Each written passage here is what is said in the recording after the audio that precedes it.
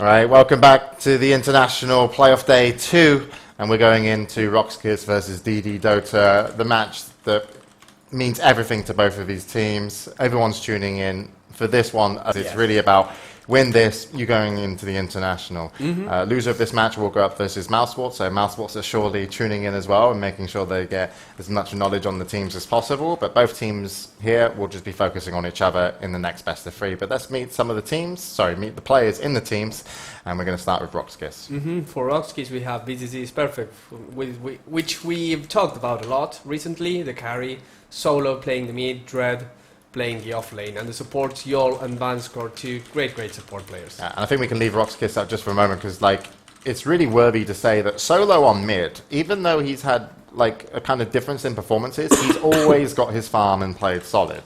Dread's been very good, some creative plays on him on the off lane in terms of what he's able to get. And Vanscore is the person that people were talking about yesterday on the Rubik. He played absolutely amazing. We'll see if he comes out with such good play today.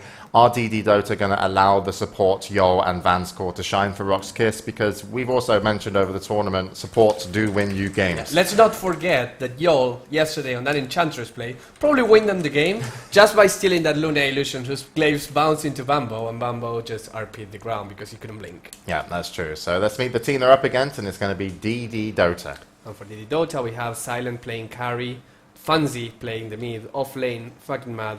The supports normally Govlak and Sokshka. Of course, this guy rotate positions a little bit more than other teams. And it's harder to talk about this team in terms of where they are in, personally, individual kind of performances, because they've all played so well, and we haven't seen them play as many games as everyone else because they've just continued to win.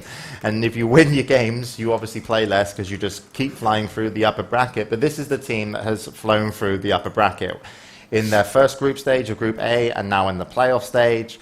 No one's beaten them yet. Can Roxkiss do it? I'm not sure, because they haven't shown a weakness. In any stage of the game, this team has not shown a weakness. So Roxkiss have everything to kind of prove again here in this best of 3. So that's DD Dota, and they are the powerhouse, I feel now, at least, of the qualifiers here in the West. So, anything else? What have you got for us? Nothing? We ready? We've always got something. I want to just make speculations, and I will ask Andy and Webbas, who do you think is going to win this? I'm going to go with DD, but it's going to be a 2-1. It's going to go the distance. I think it's going to be a 2-0 DD. James?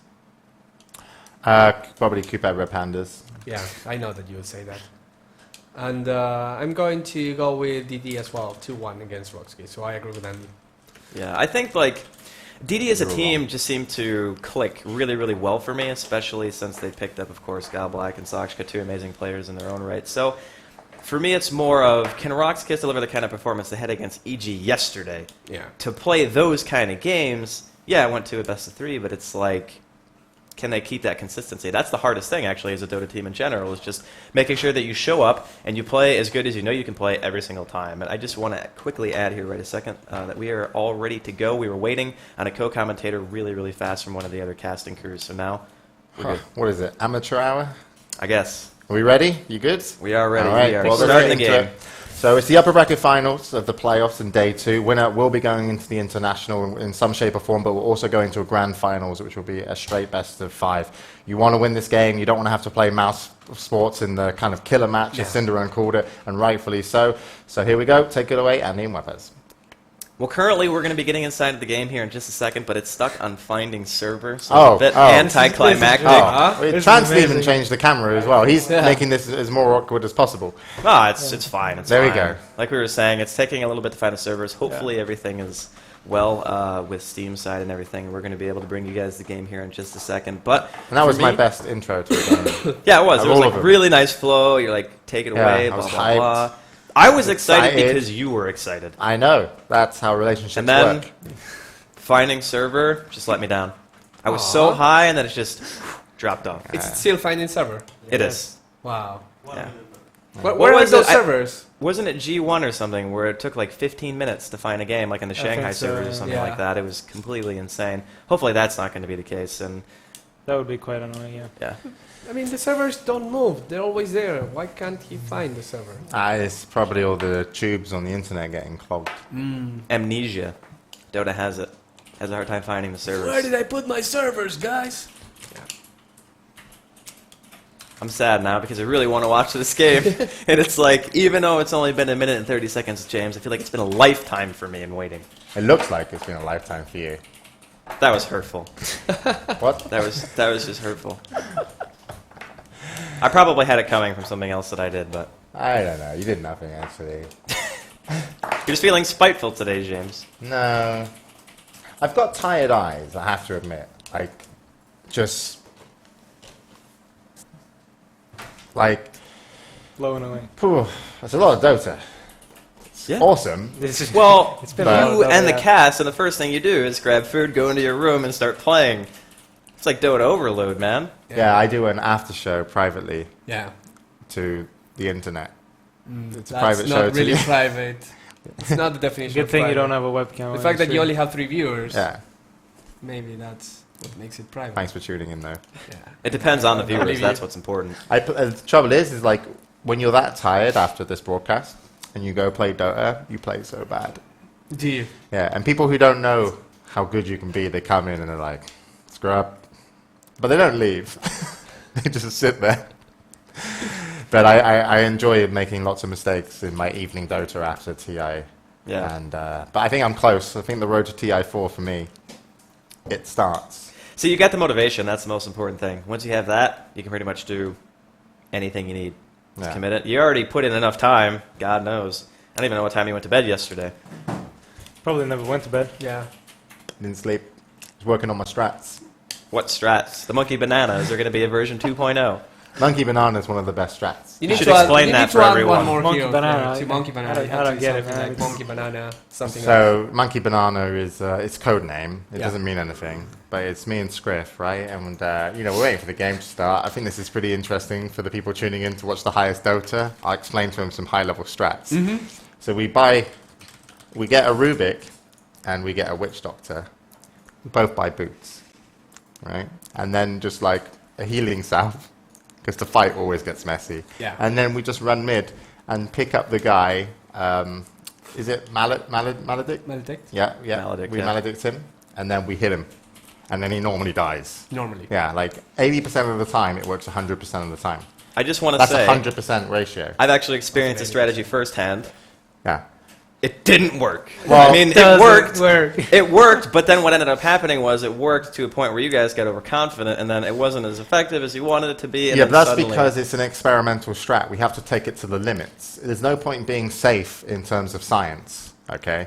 And then basically we kill mid over and over with Monkey Banana, the Rubik and Witch Doctor, and eventually we get Shadow Blades. And then we both run around with Shadow Blades, and it's just... No, but that's It's not what amazing. happened. See, you're just remembering the high notes. The low notes is that Scriff didn't have his Shadow Blade when you had yours because you got the kills. So he was sitting somewhere farming, and you separated the Monkey Banana. That's where the when it doesn't strategy work. went bad. Yeah, you can't separate Monkey and Banana. That's the thing. In correlation, Yeah, it's, guys, it's I think we overly should powerful. just try and leave that game because this Monkey Banana thing is going nowhere, and also our admin seems to have been kicked out of the game, and he can't reconnect. Well, I just Yeah. think that the fact that I've said that on stream is a huge deal to every Dota player out there. And if Goblack's listening, Goblack. I'm expecting to see it this game. Well, we are going to rehost the lobby really quick. Make sure everybody gets in here, and hopefully it doesn't happen twice, because you don't have another strategy. That's like your only strat. I mean, I've seen your Viper. Actually, you went Scotty Shiva's Viper and tried to 1v5 and lost us a game. I remember this because it was one of the first games that I played with you ever in Dota. And I was thinking to myself, yeah, what but is this guy doing? in all fairness, right? When you play Viper, and I played it jungle, most people don't know you can jungle Viper. I can, because I'm sick. Very slowly. Still, I mean, it's slow and steady wins the race, Andy. He's all running around getting killed. And and steady, admittedly, I had a Heart, a Shivas, a Skadi, and, you know, fair enough, I did run in knowing that I was going to take on 5 people at once. But I tanked them for a good 30 to 40 seconds or years. For them, it probably felt longer. And eventually I died, but I did a lot of damage. And I was just trying to test how strong I was because I was pretty fed up with my team turning up to fights with me and taking the credit. You know, They had one range creep too many. That was what I didn't calculate. There was a range creep there, and that's why I lost. Otherwise, it would have been fine. 1v5, Skadi, Shiva's Heart, Viper would have won. I had Ags as well and something else. I think you had like a talisman of evasion or something. Yeah. You just tried to get like the most effective HP possible, I think, in that game. And it was cool until you threw the game. It was fine. At like 55 minutes. I don't hold grudges. I just want to say that. Yeah. the best strat we've ever seen, though, must be my jungle Veno. That one was amazing. Jungle Venom? Don't you remember Yeah. that? I went Morbid Mask level 1, and then I died to Easy Camp. He did it too. He did it, but he went Radiance. I went, You remember I the went Radiance Mask of better, Madness into like Face Boot something, and I ran really, really quickly. And Singh was watching it while he was streaming, and he quit Dota, and then he started it up later when I had my Mask of Madness finished. He almost uninstalled when he saw me play But it. dude, I That's how good it jungled was. Venomancer, and I came out with Radiance. Blink. I came out with Face Boot's Mask of Madness, and It's I ran not the really quick. same weapons. I mean, we won And the then you game. go like Yule's drums, and you run so Andy, fast. we won the game. I went Radiance, Blink, Venom, right? I won us the game before you came out of the jungle, yes. But the point is, the point. It as works. a team, It works. it worked. And It's a team effort, Andy. yeah, it's a it is team game. effort. There's no I in team. You're 5 Andy, people on your team. but there is a me. I wouldn't necessarily consider some teammates people. Yeah, but what about my Warlock game? That was good. You went with the Midas Butterfly Warlock game. Yeah. Oh, that one was really good, actually. And the upheaval. I'm just trying to upheaval think- stats. Like, I'm thinking of the games Was that the individually, upheaval stats? and the only thing I remember from the game are your item builds. That's it. I don't remember anything else. So your contribution in those games, I'm kind of thinking to myself, I would remember if there was an impact from this hero. The reason you don't remember anything is because I did everything myself on my lane. I farmed it. I killed people. Like when you've got a butterfly on Warlock and you heal yourself, it means so much more. But Because you're not taking damage at the same time you're getting healed. It's effective healing, Andy, on effective health. And the fact is, you didn't need to contribute to my lane, which is why you don't remember. I mean, you probably thought, why is this game so easy? I don't know. Butterfly, Midas, Warlock. Didn't you roam with upheaval stats at the start? Oh, yeah. That was a build is different really, game. That, That was a that build different is game. really good, though.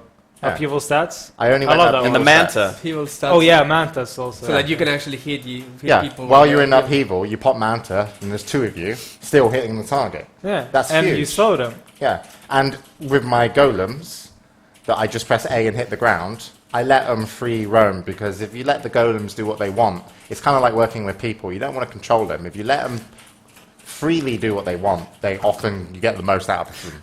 So if you're ever using golems, just hit A, click the ground, and hands off keyboard while you're upheavaling, because that's how you're going to get the most out of your minions. Don't control your minions. That's what I'm saying. It's They will die, but they will die happy. Yes. Because you let them do whatever Yeah. they want. Just look at cats. what? What's going on? Oh, we're Consider waiting how for the many- game We're to waiting for a start. server. We you can't know? get the game to start. Well, I think Lux is the easiest server location for both these teams, considering Yeah. the circumstance. If Roxkiss agrees, maybe we could switch to Stockholm and try that or something like that. Yeah, I'm talking to Valve right now. No, I'm talking right now. I'm like. Wait, you're talking to yourself? Caught up. That's kind of awkward. Well, can you tell yourself They're to fix the working on servers, it. please? It's cool. Okay, it's cool. Apparently. I don't have any more exciting stories on my Dota shenanigans. The Mostly shadows- it's just me getting mad. The Check if shadow, they the can- shadow's caught up to Monkey Check if Banana they can now. do Stockholm, maybe. Do they I don't enjoy know. the monkey I will banana? ask. Yeah, they're saying it's some high-level strats. Yeah. Rightfully so. It's going to be everywhere. It's going to be an epidemic Yep. of monkey bananas. You know which strat I enjoyed the most, though? Which one? When we got top 4 Valencia, do you remember that? When we went Roche level 1 against Fnatic? Yeah. That was really good. And I died. Yeah, you died to on Roshan on Juggernaut. Juggernaut. That was a lot of fun. And then we went a 5-man push mid and took the tier 1 tower at like 10 minutes. 10 minutes. Yeah, Took 10 something, minutes like, to get something like that. Kind of taking 10 minutes.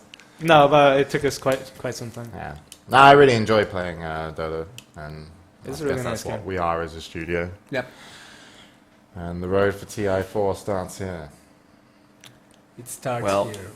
For us. Some people are in the road for TI3. How's it going? How's Roxkiss the- have said that, and I kind of expected this answer. Stockholm is a pretty big change in terms of ping Okay. for them, in terms of what Lux is. Yeah. So Hopefully, the Valve guys can sort us out a server, and we can actually get the game hosted. But as it stands right now, I seriously doubt we're going to be able to do much. What's the starting of Stockholm games. ping like for both teams? Well, we're not in Stockholm right now, so I can't tell. But I think for CIS teams, it's somewhere above 200. Whoa, Yeah. really? That's insane. I think it's like bad routing or something. But they were Yeah, it's saying, bad even routing. DD were like, it's fine, we can wait. You know, they're being nice about it, so they don't want to have to put themselves at an unfair advantage, which I think is really cool and classy. So shout out to them. But yeah, we're going to be waiting for a while. They're discussing other games to play this qualifier in. Dread was suggesting Quake, BLC, Warlocks, Poker. Or Oh, Warcraft Warlocks, 3. we would get in on that. Yeah, I said we're down Dread to cast. just We're down to sounds- cast Warlocks, man. Dread sounds fucking cool, man. He just Yeah. listed some badass games. Quake, Bloodline Champions, Warlocks. Warcraft 3 or Poker. It's like, why not? We're down to cast Warlocks, right? I'm a Dread fan. The thing about Warlocks is, you always focus the best player. Gets annoying. Yeah. Like, I played That's with like Korok and Gran, all those people, like the North American Dota guys, a long time ago, and I get 4v1'd every single game. You are the better player. Well, That's what he told himself because he kept dying. No, no, no. He was like, they You must can be ask them. focusing the best player. you can ask them. It was ridiculous. And then Korok starts winning, and then Korok won, but I ended the game with like 2 less points than he did. It's bullshit. Warlock is easy. You get the Firebird, the link, and the time lapse. You just drag someone out in the corner, and then you teleport back in time back to the field. We'd have to Yeah. repeat That that guy's for anyone new. to hear it. Scriff's good at Warlocks, man. He's He an beat ass. Puffin. I don't know who that is. Exactly. Best Warlocks player. You wouldn't know. Second Best Warlocks player. Oh, motherfucker. We're gonna have a new Beat the Studio game. We're gonna install Warcraft 3. We're gonna play Warlocks. No, there was tournaments in Warlocks. Puffin was one of the top players. I got Warlocks on my PC. I don't have Warcraft 3 right Well, now. I got so- Warcraft 3, so. I woke up We, from I mean, the we even have like a Warcraft 3 group. We usually play Warlocks and Pudge Wars and stuff like that. They need to add We that. should have a Yeah. Warcraft 3 with the studio. Yeah, play like Pudge Wars, Warlocks. Bruno, Warlock. can you add CDs Pudge and Wars to shit. Dota 2 already? Like, Yeah, seriously. A Can we get legitimate some, Pudge can Wars. we get Really some Pudge game Wars. mods in Dude. Dota 2? TI3 is a lot of work For who? for the players. use all that compendium money, hire somebody else, and just port it. It can't be that hard. It can't be that hard, can it? No. But I mean, yeah, they promise custom maps. Is it copyrighted? It will come. When's the next patch coming? It will what on Wednesday, like all Wednesdays. When's New Heroes coming in? Soon, trademark. Before TI3, new patch.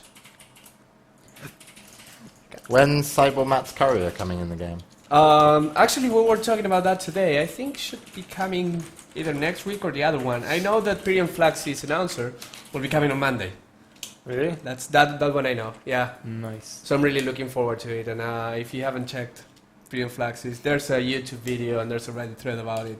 It's really fun. Announcer. Everybody's gonna have that announcer. Yeah, it's. Like, I'm not. I'm not gonna buy it because I know that everybody's gonna have Yeah, it. in the that's a game, so I bad can just pick attitude, it. Wepas. That's a bad attitude. Hipster. No, I'll probably buy it, but the best thing is though, once Shagbar comes in, Cybermat has promised me one, so You know what they should do, I reckon? That you have, like, all the announcers have about 1,000 lines of different things happening. They should have maybe a little bit more. And some lines are only unlocked if there are more than one person in the team that has the announcer. yeah, that would So be you have 5 people with the announcer, you get all the lines and all the special interaction things. Imagine if they could put in the Bane Blink Dagger thing Yeah. again. Oh, So yeah. that audio would file, be yeah. amazing. That's good. Like That's good. everybody has the same announcer, and one person plays Bane, buys Blink Dagger, and he goes crazy. That would be really fun. How are we looking? About the same. I gotta say, it's not looking too good right now in terms of starting the game. It's been about 8 minutes, a little bit over. People are making Still finding smiles server, together. waiting to see if. Oh, Valve right, have I any guess we have no response. choice other than to default them both out of the tournament. Yeah, I mean, they're both late. And Mousesports wins. that's true. Yeah, Mouseforce, congratulations, you're going to TI. Yeah, well done. That's a bad, Well, that was easy. Yeah. really bad joke. Trance doesn't appreciate our humor. Chance is not appreciated. The humor. But So yeah, I seem to know what's happening, but they don't. Yeah, they can't fix it yet. We still. well, have not with that attitude, they can't. No, but at least they know what's happening. We need to And fix it makes Felix. sense. It's like we know, but even though we know, it doesn't matter. Well, we know that the Tower of Pisa is like poorly constructed, but we can't fix it just because we know that it's poorly constructed. And this is kind of like Are that. you saying Valve servers are poorly constructed? At the moment, the configuration is poorly constructed, yes. So wait, It's temporary, but... will the game ever start? Have they confirmed if it will or it won't, or if it's just going to Are take you still a long waiting time? for server? Yeah, it's Yeah. been like No, 9 that's not doing the minutes. work. We're like That's- having Oh, okay. It's not even just like. No. It's Is it not just gonna work. Lux or is it multiple? No, servers? it's Lux. we're like having a dance party here. Red is making smileys, Vansquare's making smileys. Yeah. It's a lot of fun, you know. Getting tense. Yeah, almost as good as the game. It's nice to have a bit of downtime. I was worried today was going to be too action-packed and fun. Yeah, I know. We should just change it for a little while, make it more boring. Want to play cards? Yeah, Just sure. drop something and then see if I can beat your... I can hard counter your hero, and Andy will tell us who will win. Okay, so do I get to pick or do I do it No, blind? just pick one at random and we drop them at the same time. Yeah. And we show it to the camera, okay? Okay, ready? Ready. Right. Go. Well, Okay, I can't see I yours. think I'm screwed. Night Stalker Yeah. for sure. I win mid, right? Yeah, definitely. I think Yeah. I'm screwed. Level 6, you dead. Yeah. Can't even, don't matter, you can't walk Well, at me. I'm no, No, telling you. not level even. 6. Not even. Just like First night, he said. first 6 night, minutes First in. night. jump on me. 6 minutes in, you're dead. One for you, James. Though you should be 1-0. level 6 better. Well, that's a look. No, sorry, I meant to. Just some shuffling and shit. So, ready when you are? One, Draw. two- Wait. That one. That's I still kind of got to go with Pat. I Yeah. think you kinda that have to go with kind that. of dominates that. Did you pick from the pool of most picked heroes that we have there? No, I just had cards Like, in front of next- me. next- Bruno time pulls you- out a Shadow Shaman Mirana. James gets Night Stalker Pat. Okay. I'm just You're rigging the deck, man. I'm just godlike at drafting.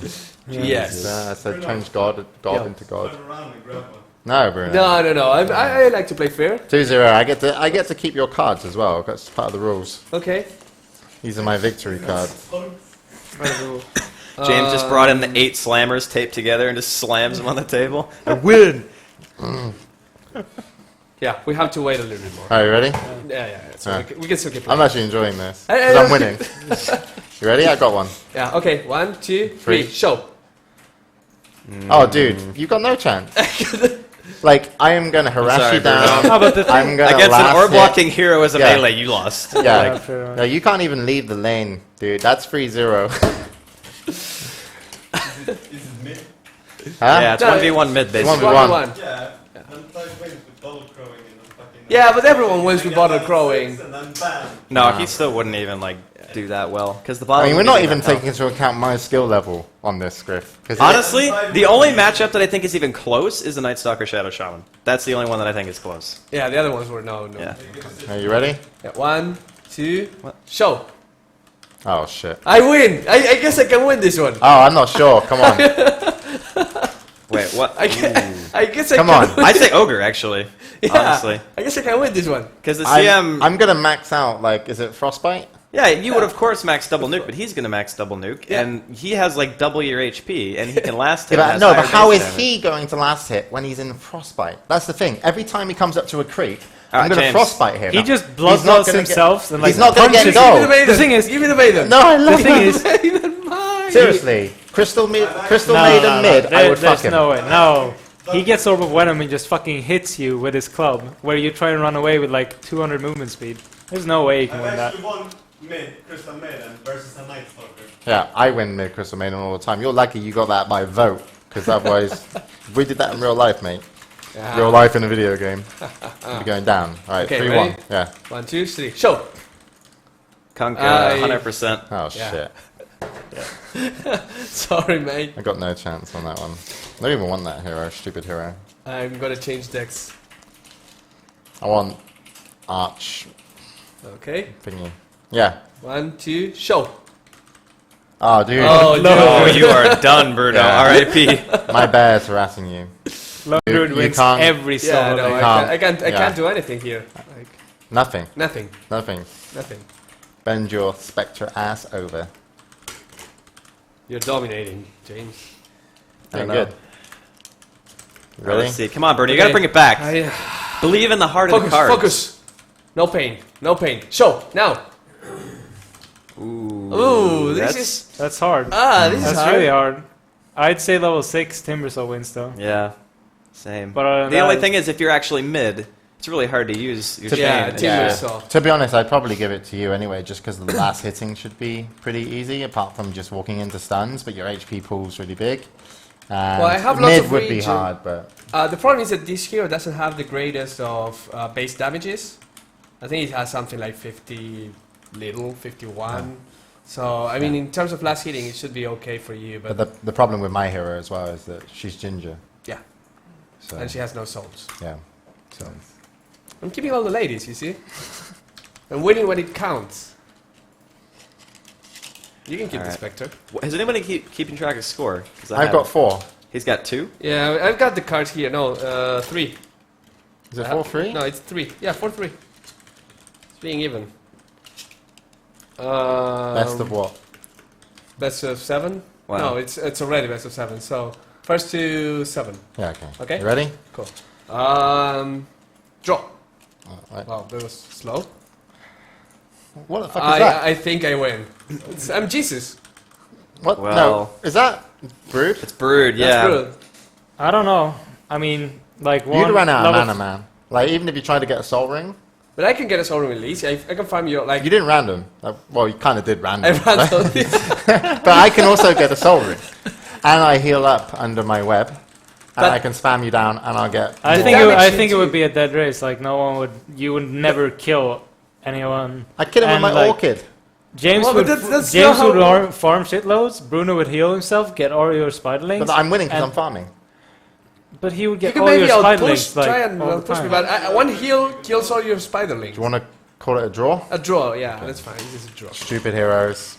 Let the chat decide later. But I was right. Well, I still think I push 2 towers. And that's mid rules 1v1. Yeah, I would right. win. We should see. Maybe it's a draw. Okay. Okay, ready for the one? Yep. 1, 2, 3. Okay. Honestly, Lycan. Like, Probably, yeah. Yeah, probably Lycan. You give up so easy when it comes. You don't even fight your case. No. But I mean, it's like It's like you can't really do anything. what can you do with an anti? I didn't even know Like you how can I'm drop a winning this. tombstone but if he everyone's plays just giving it- aggressive, but he's Throw not gonna play walls at aggressive. me. Un- He's not gonna play aggressive until it's level 6. And if you drop a tombstone, he's just gonna run away. It's gonna play aggressive. And when you hit level 6, my tombstone does nothing to you because you have perma haste. And I have perma-haste Yeah. under Tombstone. Well, that's why I picked it then. Yeah. Brilliant job, me. That's 5. 5-3. In your face, Undying. It's getting tough. It's getting tough. Need more cards. Need more cards. I'm keeping my black deck how it is. Okay, you because ready? your deck is stacked. Okay. Yeah. 1, 2, 3. I kill you so bad. Yeah, I've got no chance. You've got no chance in this matchup. I won't get any farm and I won't stay in lane. No, you like Skywrath will just spam me down, right? Skyros is gonna eat you. yes. Eat you alive. What are you up to? 5? I'm 4. You're 4, I'm 5. You're 5. Yeah, okay. Oh wait, news. News? Give me 10 minutes. 10 minutes, right. well, Rock's Kiss actually just said that they had Vanscore leave and host a Lux server, and it actually started No, for the him. problem. I didn't want to go too much into detail. The problem was it's 6-minute server. There's no 6-minute server configured. Oh, okay. Oh, so we don't have a 6-minute delay. So that's server. why it started for him. That's why exactly like there's. Turn your concept center on. Sorry. Cheater. Okay. So ready? Yeah. 1, 2, 3. I think. Dude, I'm gonna beat you with Sakuchi. No, I don't think you win that bad, but I think you win. Like, I'm not sure. Like Scriff, like Weaver versus Necrolite, Necro, right? if I keep last hitting, I will keep regenning and all the harass that you can do. And Weaver is a hero that doesn't have any burst damage, so Necrolite is really good against heroes that have no burst damage. Yeah, but like, I've got a Ring of Balis pretty early. Ring of what? What is it called? Basilius. Basilius. I just call it Ring of Balis. Like, Ring of there's too many letters. You call in it that. Shuki as well? No. Ah. Right? And I've also got the Boots of Pussy, Yeah. the ones that heal you when you take damage. But those are nerfed now. Doesn't matter. They make- Sakuchi, man. Like you go max movement speed. You have 3 Shikuchis at level 1 and you're out of mana. That's why I've got regen, obviously, to start with, and then my ring of B. I get mana just Bullshit. for last hitting. But you can't last it Why can't I last hit? because I'm skillful. I have lots of base damage. How much base damage? I don't remember, like 60 something maybe? Nah, isn't that More high? than Me? you. I can check. What check? Wanna go there? Wanna really go there? Andy, Yeah. please. Okay, you wanna check? Come on. Wait, what was the What's his matchup? base Weaver? damage? Necrolite versus Weaver. I think I win this matchup. No. Why not? Because you don't do enough damage in the laning phase, he'll run you out of mana instantly, Geminate, spam you, and you'll just not be able to kill anything. But I regen when I last hit that's what I stuff. You're gonna outlast a Weaver with higher base damage and Shikuchi with a lower mana cost, a lower cooldown, and he can harass you while he's doing it. And I've got the Eye of the Tiger. Is it Grim of the Fight? Anyway, I snap to the challenge of arrivals. And the last known survivor. Yes. Yep, you know it. Well, okay, so I don't quick know, update. Is that have I got higher base damage? Yes. Yeah, see? That was your argument. Boom. Out. Boom. You lose. Jesus, Sorry, Bruno. That's 6. I need one more. How's it going? We're rehosting on Stockholm. According to Rock's Kiss, they're okay with playing the first game on Stockholm, and hopefully Lux will be fixed by game 2.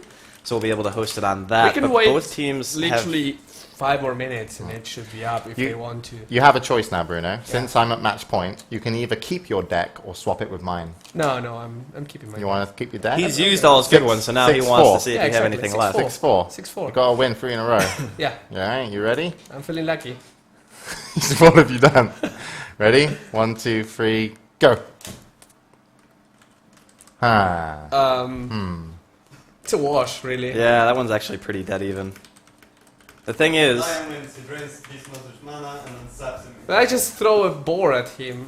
you can't actually solo a Beastmaster as Lion unless the Lion is like... You can't solo a Night Stalker as Beast Monster, but it fucking happened yesterday. Or some shit. You're saying that it's going to be that big of a difference?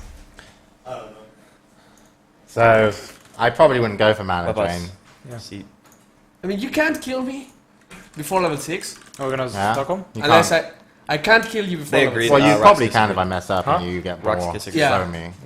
But, Yeah, I mean, you have to be super aggressive. Sure, is it a draw?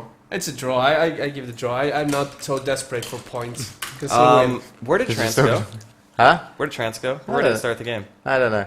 Alright. Trans! Look, this is the international mid 1v1 I'm not gonna make them wait that anymore. I'm just everyone who's starting the donated money and they've put in a lot of money. This is what it comes down to. You ready? Yeah. I want to win this before we start. Okay. Okay, 1, 2, 3. I destroy Fuck. you. I destroy you. Come on. 5. What's that? 6-5. 6-5. Okay, ready? 6-5. Ready? It's a 2-7. Like, no, Yeah, no, 2-7, no yeah, difference yeah, of 2. yeah. Just 2-7. Okay? 1, 2, 3, go. Go. Oh, oops. What have you got there? Visage. I think I lose this one. We have too many people in the lobby now, Do I win? I don't know. so we couldn't even start on Stockholm. Andy, help me. Storm versus... Visage. I Visage think mid. Visage Visage- is really good mid, that's the problem. No, but the thing is, I think that Visage would actually Win. beat Storm because Yeah. Storm is gonna run out of mana before he kills off Visage, and he's gonna have familiars at level 6 Yeah, anyways. level 6, yeah. I won't be able to kill you until... Yeah, I mean, if I go the proper build, yeah, I guess. If you go 1-3-1, Yeah. you're not gonna be able to. Storm Were is you not going to gonna go be the able to kill you. 1-3-1 and build, or are you just saying Of that because course. he said No, of course. There's no other good build for that. match point? Match point. Both. This is the be all end all. Shuffle them, I want to shuffle. Yeah, I want to shuffle as well. Right. I'm sorry, people. I know this. It's actually really entertaining for us. Though. It's I a want to really ask good Bruno. game. Bruno, I want to Are ask you you ready? really fast. Yeah. Hold on, while we have a second. They're saying that you need less than 21 people in the lobby to start the game. Is that true? Not sure the number, but might be. Like in this case, we have to please ask the French commentator. I mean, all of there are commentators, right? Is there anyone that's not a commentator? There's 4 slots of commentators, yeah?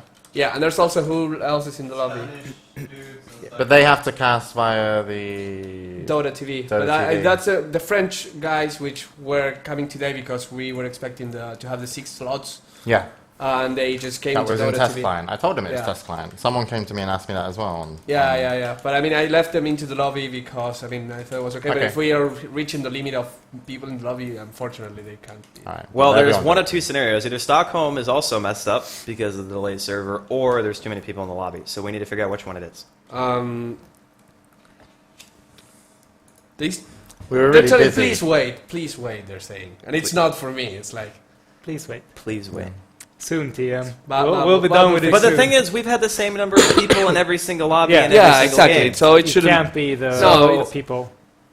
You've interrupted a pretty big moment here, guys. I know the international's going on, but also this 1v1 tournament mid. Yeah, All right, 6-6. 66. Winner goes to TI. I'm DD. Yeah, You can be Roxkiss. I can No, be- I want I- to be Roxkiss. I'm Roxkiss. I want to be Dread.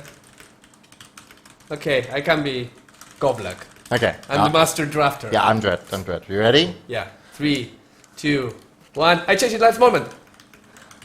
Yes! Yes! I think I win this. No, I don't think you do. I think I win this. What do you mean? Stout Shield. Yeah. You're never going to be able to kill me. You, You won't be able to. You won't be able. Backtrack. you won't be able to touch a creep. I will. Backtrack. Yeah, that's how it works. Look, I'm just telling you. You cannot say when and why I'm getting backtracks. It could be on your power shots. It's this unpredictable hero. See? James, this is a full time block and bash lord him. But if he jumps on me, I just click win run. He hits you 2 times, and you get bashed first hit. Win before you run. even, like, I don't need to win run, and then you're dead. Yeah. There's a chrono. I think you're slightly biased here, Scriff. I agree. All I'm saying is, right, I've got 2 ways to play against you. One defensive, and I'm going to kill you, level 6, with 3 gloves of haste. Okay. It's good. The other one is offensive, where I just get lots of regen, some mana regen as well, and I keep jumping on you and forcing you back. Bash Lord, okay?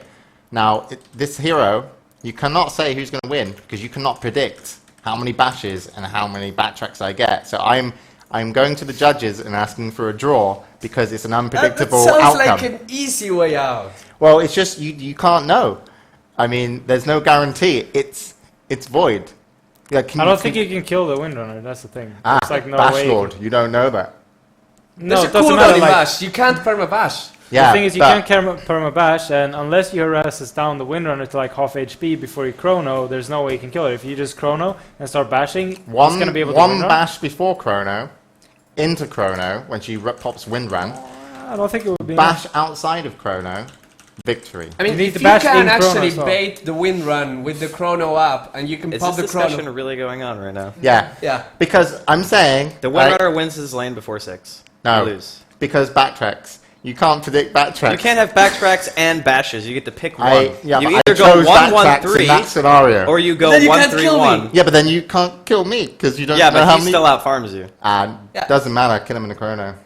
You can't kill me in the chrono if I have farm you by level 6. You James, can't. you I lost. played against the Void once Better on a late Windrunner. He didn't. Better go- late game. I'm not even. How late can you go me?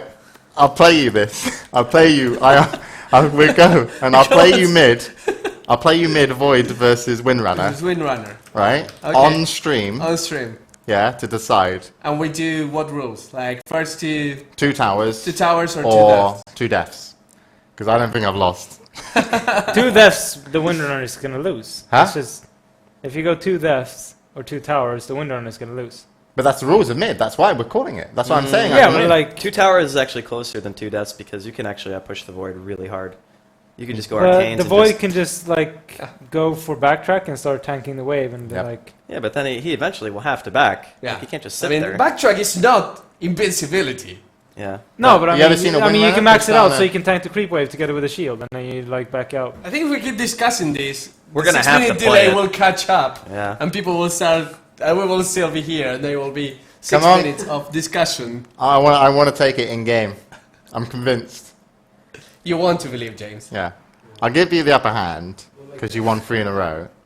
But I'm going to play you this in game. And we're going to post the results or live stream it. Fair Okay. enough. Fair enough.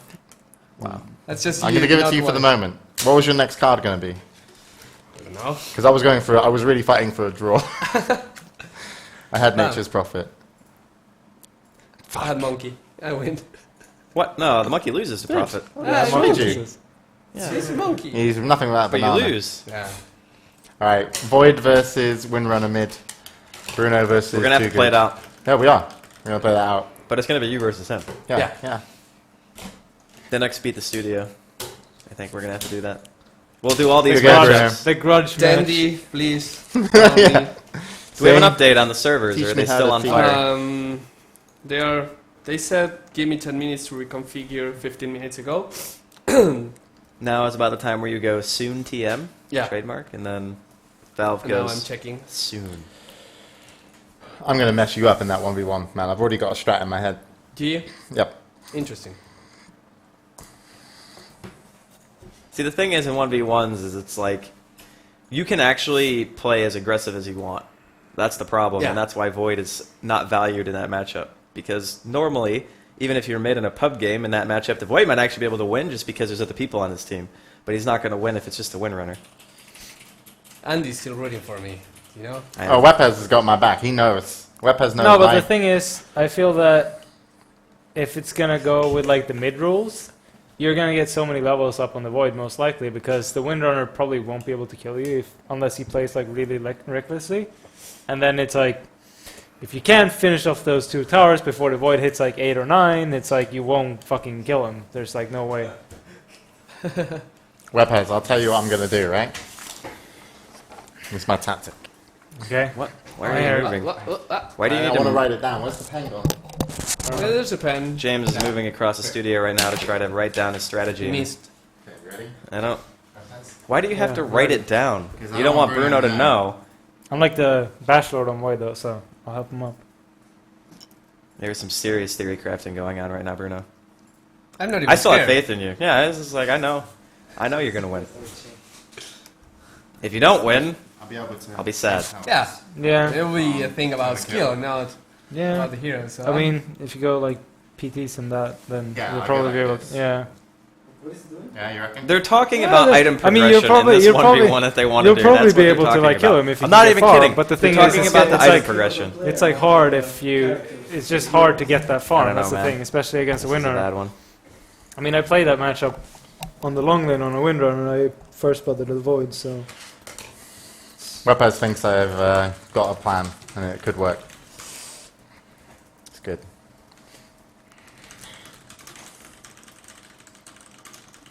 that shit, we're falling behind. Toby's got Zoe making a Bat Rider.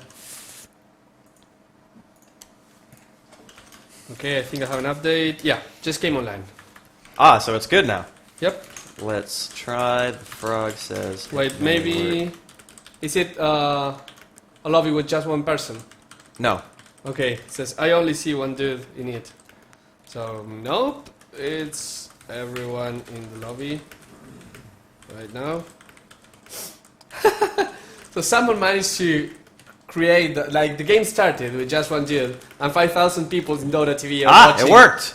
a game. Success. Oh, we're in. Yes. Yes. All right, then. Okay, here we go, guys. After Bruno, Defeated you. until the reality. This is theory. That's You won in theory, but in reality, I'm going to play you mid. it's being a bad loser, James. Yes. Didn't even disagree for a Have you second. not met Absolutely. Q-Pad Red Pandas? Either way, let's move into the game. It's going to be Rock's Kiss versus DD Dota. Upper bracket finals. Winner will be going to the international in some capacity. It's a best of 3. Best of luck to both teams. Andy Wepez, you're back on. I just want to mention really quick that if somebody doesn't load, I'm going to be the saddest person in the world because right now it's looking a little bit iffy, and I don't want to jinx it. Ah, Yes. here we go. Everybody loaded. We're actually going to get a chance to watch the game. This is one of the most important matches left, especially if you're a team like Rock's Kiss. You managed to beat EG the other day. I wouldn't necessarily say they were one-sided games because they'd go to a best of 3. Mm-hmm. And of course, that last game with the Gyrocopter buying a rapier, the Luna having a rapier, that was one of the most epic conclusions to a best of 3 that you could That ever was- hope for. So now, Rock's Kiss, they're going to be riding that high, and they're going to be going up against DD, who is still one of the favorites. I feel that this is gonna come down to a lot about the draft. Like we saw Roxkiss the first day, we talked about it then when Roxkiss, who was it they lost against? They lost against AO, if I'm not mistaken. Yeah. And I just felt like when you saw that draft, it wasn't really a Roxkiss lineup that they drafted. They didn't necessarily get outdrafted by any means. It's just that it wasn't the way they like to play the game. But then when they played in the lower bracket, they got every hero they wanted to and just played it perfectly. They got 4-0 in games. So I feel that the draft is going to be super important here because even if they don't get outdrafted per se, they might still have heroes that they won't work as good with as they would with the heroes that they like that we saw them win 4 games in a row with. And being comfortable for you basically is key, you think, for Roxkiss. And I agree 100%. And you can already see that Roxkiss, they want to play inside of their comfort zone. They're going to ban out Goblak's Treant Protector, so there's not going to be a chance for him to save multiple heroes from near-death experiences like we saw him do the other day. They're going to ban out the Batrider as well, and DD, of course, they are not first pick here. They're going to be banning out the Wisp. They're looking for one more.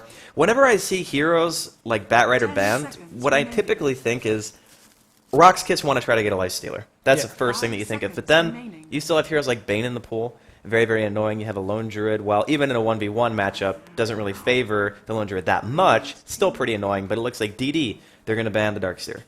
Yeah, DD's going to take out the Darkseer, and Roxkiss might just go for something like a Gyro first pick here instead, because we've seen them favorite quite a bit. But even if they go for that Lifestealer, like you mentioned, Bane in the pool, and I've seen in scrims where DD play, they love to get their hands on a Bane. They first pick it if they have first pick, if they can actually get it. So wouldn't be surprised to see it, even though Roxkiss actually goes for the safe pick with the Gyrocopter. And we're going to see the Bane as well as the Lifestealer coming the way of DD. So not too surprising there. And Roxkiss, I feel, would probably follow up with either a Rubik right now or a Clockwork. A Clockwork's fantastic against Lifestealer. Those are the two, or one of the two most common counters we've seen to Lifestealer throughout the whole tournament, of course, Bane being one of them.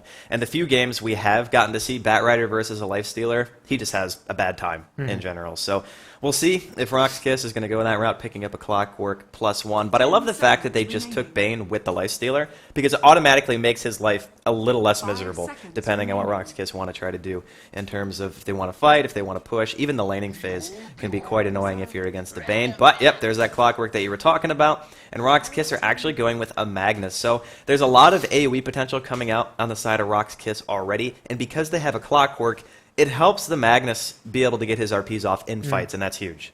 Yeah, that's what we've been talking about in the other cast. Now you have the hook shot that can actually initiate and maybe make that DD gathers up a bit with their team, and then you can have a 3 or 4 man RP instead of where you actually have to initiate with the RP. When a team is pushing, they're always going to be spread. So it's really nice to have the Clockwork. Roxkiss usually played it in the support role, though. Yol plays it, but we can still see it going in the offlane as well. I believe Dread has played it 1 or 2 games. So we'll see what they want to go with. Works well together with the Gyrocopter, though. But an OD is going to come out straight away from DD. This is a bit weird to me because, of course, Outworld Devourer, he crushes his lane pretty much in any matchup, and that's part of the reason why you pick the hero. But the other part that you pick him is not only being able to save people with Astral Imprisonment, but you have this absurd damage output. I mean, that's really why you want him. Sanity's Eclipse, especially if you start getting a little bit snowbally, you get some farm. That ultimate does an insane amount of AoE damage, and against heroes like Magnus Gyrocopter, before they get to BKB, it's going to be quite good. But I think during the ultra late game, Gyrocopter is going to outshine the damage that he can deal, unless his job is basically to be just killing supports and maybe the Clockwork. And this is one of the things I was talking about before, with Goblak really liking to counterpick people straight away. If they're going to run the Mag in mid, OD is going to have such an easy time. Yeah. 2 Astral Imprisonment, and Mag won't even be able to farm with Shockwave. And then, if you have a player like Funzy playing the OD in mid, he's pretty much not going to miss any last hit or denies whatsoever, which means that either the Mag is going to have to go in and force himself on the creeps and just be able to get 1 or 2 last hits from his melee attacks, or he's going to have to stand back in experience range and fall behind so much. So the OD here is a really nice pickup straight away, and like you mentioned, he's going to do a lot of damage before the BKBs, but even after the BKBs, you got a Lifestealer that's going to be able to tank up for the OD, and then once the BKBs go down, since you can sustain the fight a bit easier, you got the Sanity Eclipse afterwards. Well, teamfight composition from both teams looking pretty strong at the moment. I would still maybe slightly favor Roxkiss, just because how well Clockwork can disrupt the fight. Even if he hooks onto Bane and manages to isolate him, that's still going to help tremendously just for the Magnus being able to get into the fight. And since he's not going to typically be the one leading the charge, I feel like his life is still going to be pretty easy here. But second ban phase rolling around is DD. They're going to ban out a Nyx Assassin and Roxkiss.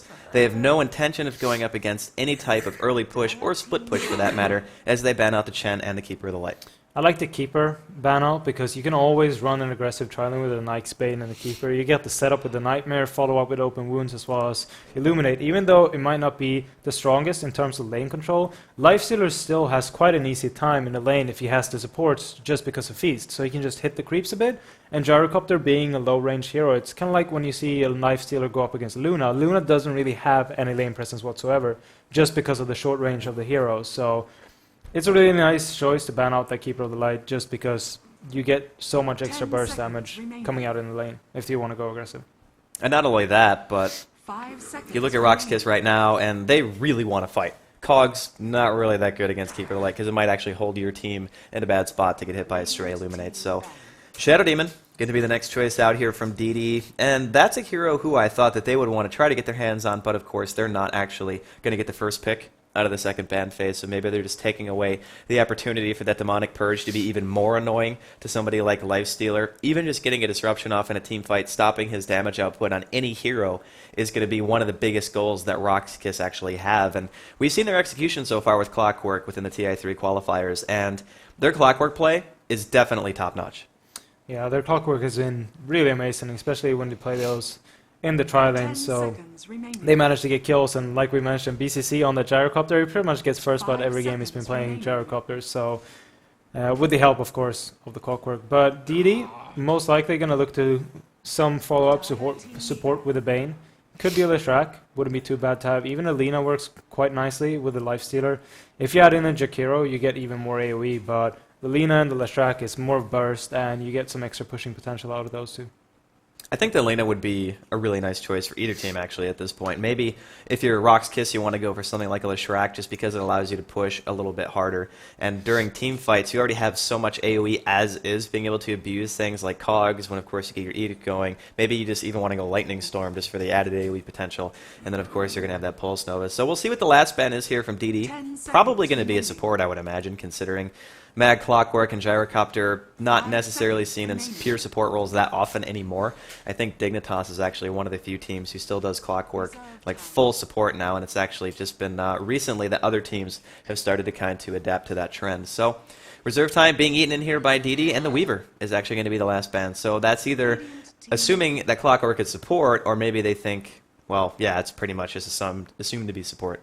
Yeah, Dread, we've been seeing play that Weaver quite often. They usually place it in the long lane quite well, and it works great against a Lifestealer, just because you have the Geminite attack and you can harass the Lifestealer out of lane. If he has supports, of course, with him in lane, it's going to be a lot tougher, but with the Weaver being the last ban out here, it still opens up a Rubik if Roxkiss want to run that, just because Rubik works really well together with Gyrocopter, as well as the Clockwork. You can lift them up, toss them into the Cogs, and they're actually going to go for it. So you got some nice spells to seal as well. You got Nightmare as well as Fiend's Grip, and of course, if you get your hands of Sanity's Eclipse, it's at least going to burn everybody's mana out of it. So yeah, that is actually a really good point, because heroes like Bane and OD without mana, even Lifestealer to a certain extent, it's like if you don't have mana, you don't do anything. You pretty much just fall over. So really important to keep that in mind. And I do love the Rubik pick, just because Rubik has been shown in this tournament to be one of the stronger supports that you're pretty much ever going to see. And since nobody really wants to ban him, you see him all the time,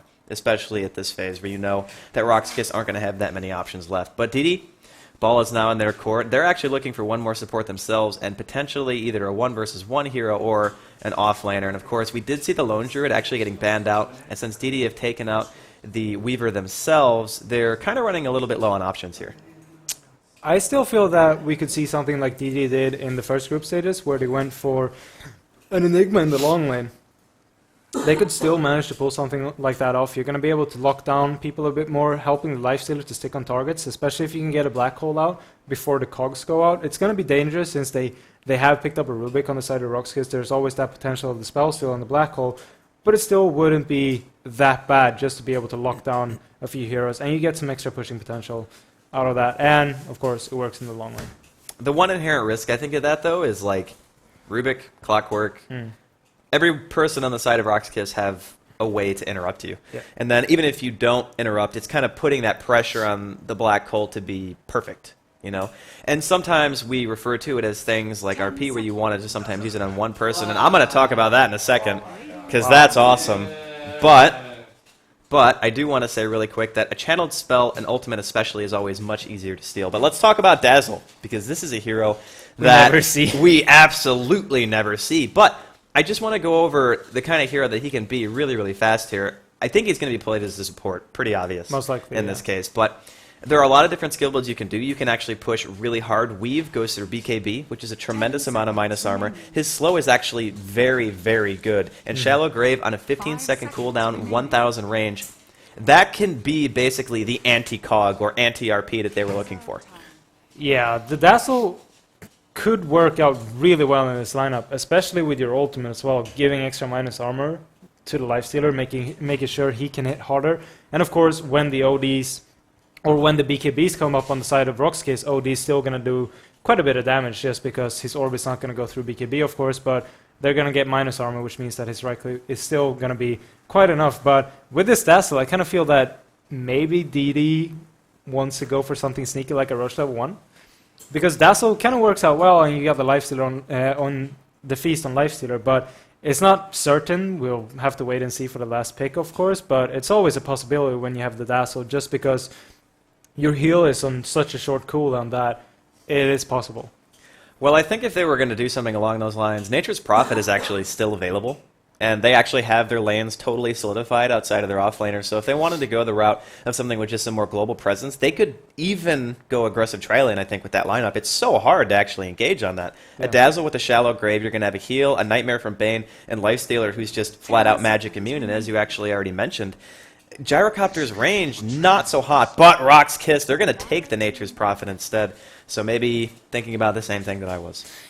I was thinking that Roxas might have wanted to go for something like a Puck to end up in mid, but they're going to run the mag in mid instead, of course, and I was really thinking about what Dread's hero was going to be, and then you mentioned the Nature's Prophet, so a really nice pickup for them. They're going to be able to, if DD runs an aggressive trialing with this, they're always going to be able to be 4 versus 5, of course, but Dazzle gives such great diving potential as well. Yeah. If you have for the Lifestealer, and Lifestealer is not going to die if you want Armor Toggle. That's like a really big thing. I mean, Lifestealers are hard to kill just because of Armor Toggle, and now you can Armor Toggle without even being scared of dying if you have the Shallow Grave on you. And we're going to see a Tinker being the last pickup, so I would guess that's going to be a safe lane Tinker going up against Nature's Prophet in the offlane, and then we're going to see an aggressive trialing coming out of DD. I love this Tinker pick, especially because it's great against heroes like Magnus, Clockwork, Gyrocopter, those heroes who really want to just go for hard initiations. If you initiate poorly against the Tinker and the March of the Machines is already there, the damage output on the side of DD is going to be ridiculous. And even if you engage, you have Goblak playing that Dazzle who can go for the Shallow Grave. So I feel like their counter initiation, not necessarily super strong, but they're also not going to die. And that's really the problem that I think that Rock's Kiss are going to have here. He doesn't get his Treant, but he gets a hero who can actually be even more annoying in some scenarios.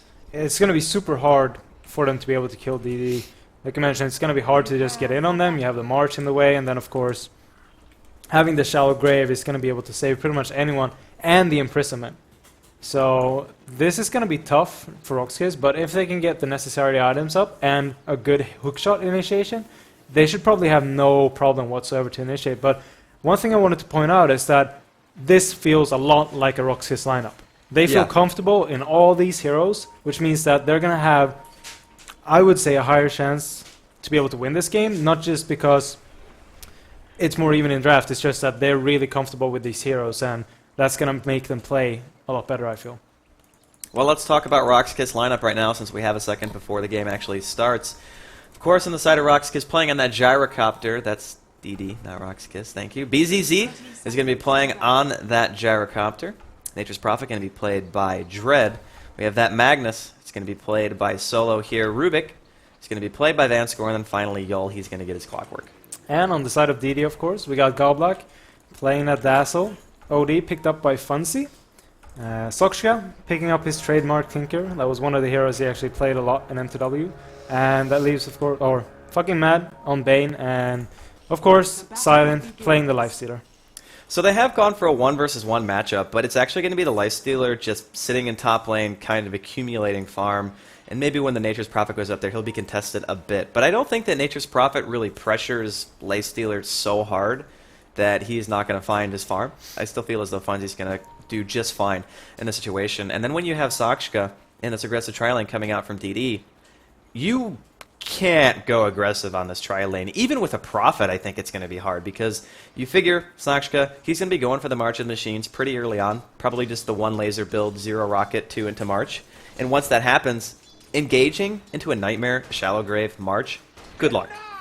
It's not a good decision to engage into that, and I like this decision from DD just because as soon as Silent manages to farm up face boots, he's going to be able to pressure Dread out of the lane, which means that he's going to be able to free farm up in top, and Dread is going to be forced into the jungle. So really nice decision with these lanes out of DD, and like you mentioned, they're not really going to be able to kill anyone down in bottom, Roxkiss that is, just because they have the March, they have Shallow Grave, and they got Nightmare. Yell with some defensive cogs right here. He actually gets Nightmared. I don't think that DD are actually going to be able to do anything as Sakshka just pops out of March of the Machines, and he's going to be able to force everyone back. But another cool thing you can actually do with March is just contest the pull. He didn't do it necessarily right there, but it's very difficult to stop it because it's so hard to actually engage into that lane. But we can talk about mid here for a second too. We're going to have an OD up against a Magnus, and we talked about this already, just not having any intelligence whatsoever, especially once Funzy actually starts getting some levels. It's going to be a total nightmare for solo. I usually say as soon as the Magnus hits level 5, he's going to be able to pretty much last hit with bottle crowing, but when the OD hits level 5, he's going to have 35 mana pool, or his mana pool is going to be 35, so he's not going to be able to shockwave spam, which means that Funzy can sit in an aggressive position and make sure that solo won't be able to get any last hits whatsoever, might even be able to deny him a lot of XP. Vanscore going for the telekinesis onto the high ground there at the bottom rune spot, but unfortunately not going to work out for him. And just looking at the last hits, you kind of get the sense that even Silent in this top lane, he's playing aggressive on Dread. He's just throwing out the auto attacks. He wants to try to get him out of the lane, but it is still pretty difficult to do with all those treants being abused. And once the Lifestealer gets around 5, 6 especially, there's no way he'll ever have to leave, especially when you have Infest. Whenever he makes treants, you can just not necessarily insta-kill them, but you can heal the full whenever you need to. You really need those face boots though to be able to pressure them out. Like you mentioned, the treants being in the way, as well as it's just kind of hard to catch up with someone that can TP out. But with those face boots, the treants won't be any problems anymore, and he'll be able to catch up, get some really nice harassment out. So this lane, or at this point, I feel that every lane is pretty much going in the favor of DD, except for maybe bottom with farm not really going their way, but they'll still get quite a bit. And like we can see already, Godlike is stacking Ancients, which means that Sakshka is going to be able to catch up on that farm, no problem whatsoever. And I don't know if Roxkiss really have an amazing team at contesting that either, at least until 6. So if they want to fall back, even at level 5, level 3 March, maybe you put a point into rearm at 6 to try to go for the stack right away. We'll see if that's going to be his choice. And this poor Magnus middle lane, he is not very smart. He's missing a lot of intelligence at the moment. He's got -9, actually now -15. So he's got 78 mana, not even enough for a full shockwave. The one thing that you can do is just save the wand charges like he's doing right now. And Bottle, of course, gives you pretty much a full mana bar. But this is a situation where Solo is not going to be getting the start he's looking for. And that takes away a lot of the punching power I feel that Roxkiss are going to have during this mid-game. Yeah, Solo won't have an impact until, I would say, 18 minutes into the game, because even if he hits level 6, he needs to let every stack of Astral Imprisonment drop off, because he won't have enough mana for an RP as well as a skewer. Just hitting level 6 on a mag isn't even enough to use all your spells if you used the Shockwave before. It's like you can use every spell once. And if you fuck up, then it's like one spell is going to be missed out on. So he's going to have to maybe even get some stats, but he really needs Arcane Boots on this mag to be able to have a big impact. And Blink, of course, is going to be delayed by quite a bit since he's falling behind in last hits. Funzy's up to 24 and 17, whereas Solo is only on 11 and 2. Even in the top lane, we can see Silence doing great. He's got 22 and 4. Sure, Dread is maintaining even farm, but even farm when you're up against a Lifestealer who you know during the mid-game is going to be very problematic for you anyway.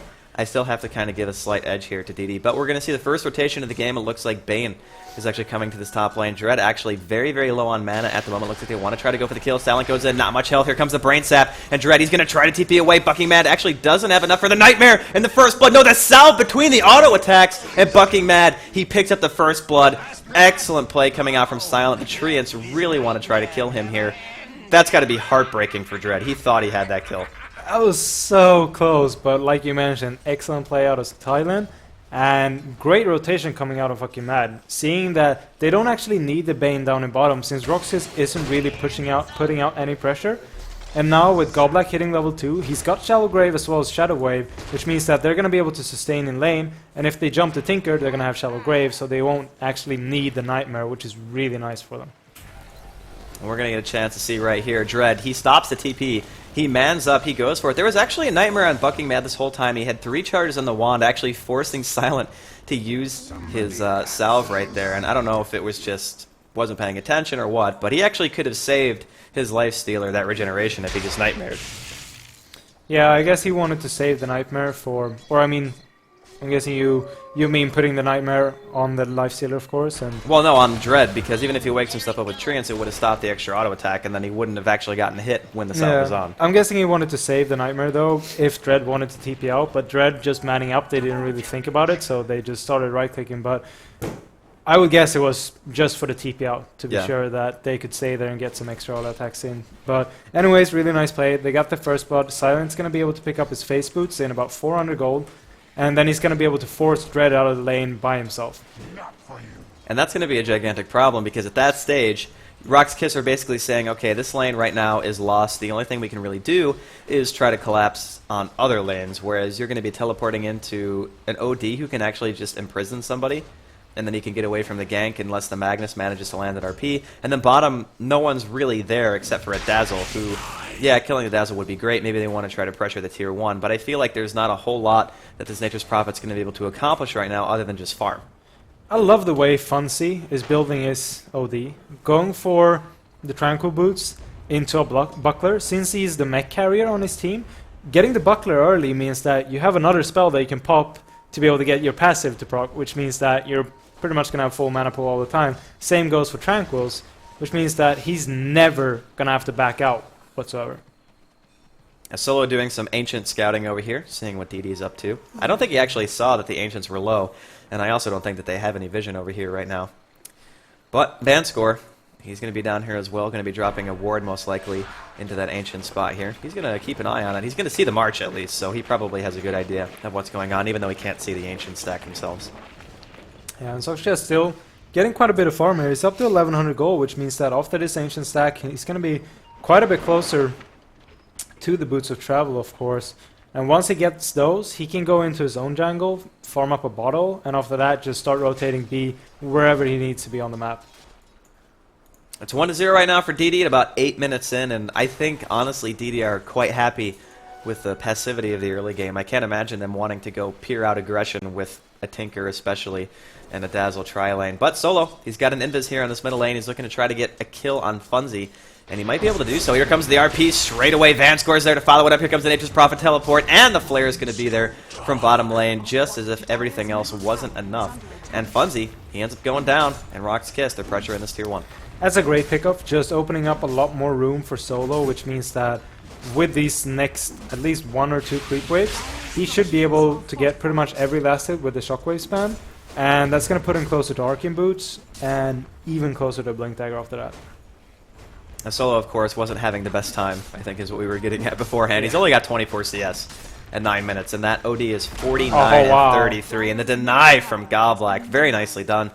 That actually hurts a lot, because that Magnus was really hoping to get that tower last hit to get closer to his Arcane Boots.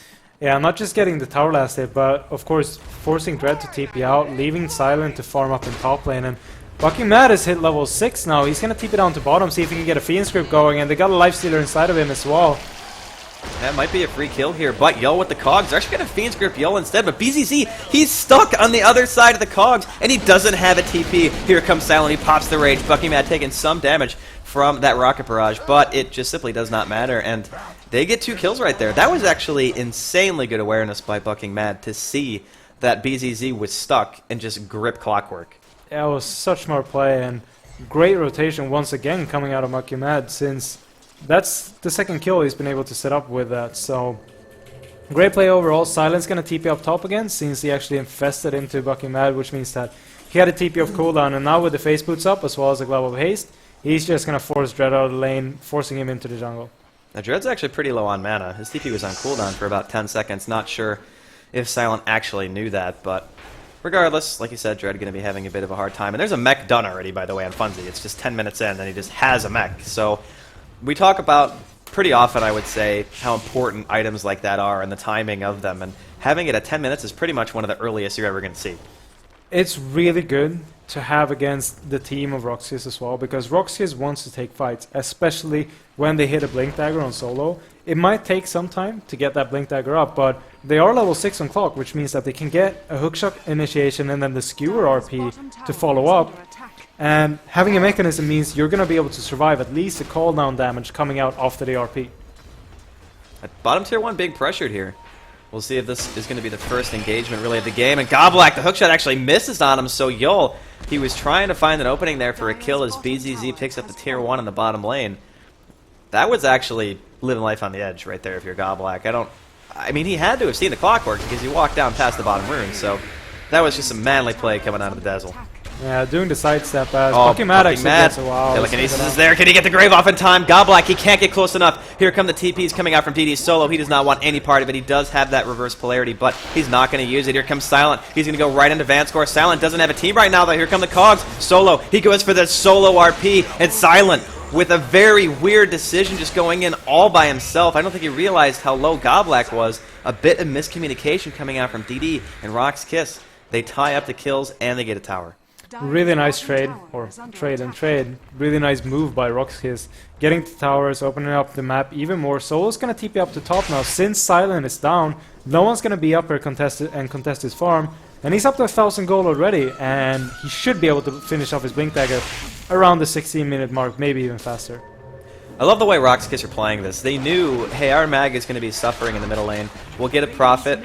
Unfortunately for Funzy, that invisibility rune kind of put a damper on things for him in middle lane, but regardless, just knowing where you have to move and win, that's what makes Rock's Kiss such a dangerous team. And their movement thus far has been pretty perfect. The only times that Dread has actually gone elsewhere, he's gotten kills. So his movement so far has been picture perfect, and everyone else on the side of Rock's Kiss is still doing reasonably well, especially BZZ on that gyrocopter. He's got 76 CS. He's got his drums, he's got 900 gold phase, and a Bassi on top of that. So right now, this game looking pretty good for Rock's Kiss.